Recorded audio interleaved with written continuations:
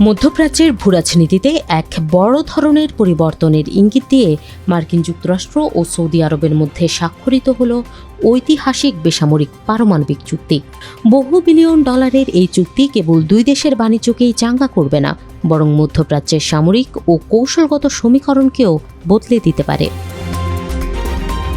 মার্কিন জ্বালানি মন্ত্রণালয়ের তথ্য অনুযায়ী এই দ্বিপক্ষীয় চুক্তির ফলে সৌদি আরবের উদীয়মান পারমাণবিক শক্তি কর্মসূচিতে প্রবেশের সুযোগ পাবে আমেরিকার একাধিক প্রযুক্তি প্রতিষ্ঠান।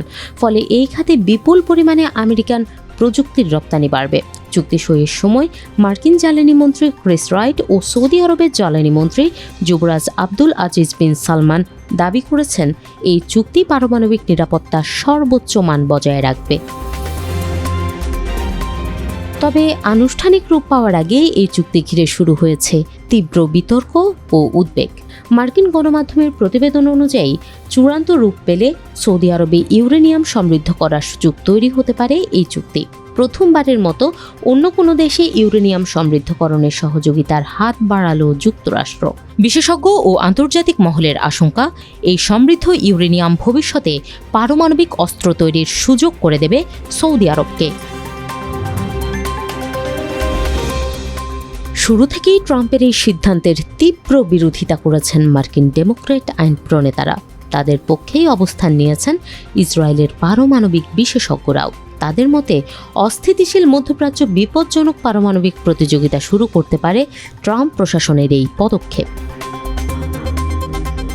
প্রশ্ন উঠছে, হঠাৎ ওয়াশিংটনের এই সিদ্ধান্ত কেন? বিশ্লেষকদের মতে, রাশিয়া বা চীনের সঙ্গে রিয়াদের পারমাণবিক জোটে ঠেকাতেই এই পদক্ষেপ নিয়েছে ট্রাম্প প্রশাসন। পাশাপাশি ইরানের পারমাণবিক কর্মসূচি ও আঞ্চলিক প্রভাব মোকাবেলায় মধ্যপ্রাচ্যে নিজেদের প্রধান মিত্র সৌদি আরবকে আরও শক্ত অবস্থানে দেখতে চায় ওয়াশিংটন। যদিও এই চুক্তি কার্যকর হতে মার্কিন কংগ্রেসে পর্যালোচনার মুখোমুখি হতে হবে, তবে রিপাবলিকানদের সংখ্যাগরিষ্ঠতার কারণে এটি পাস হওয়ার সম্ভাবনাই বেশি।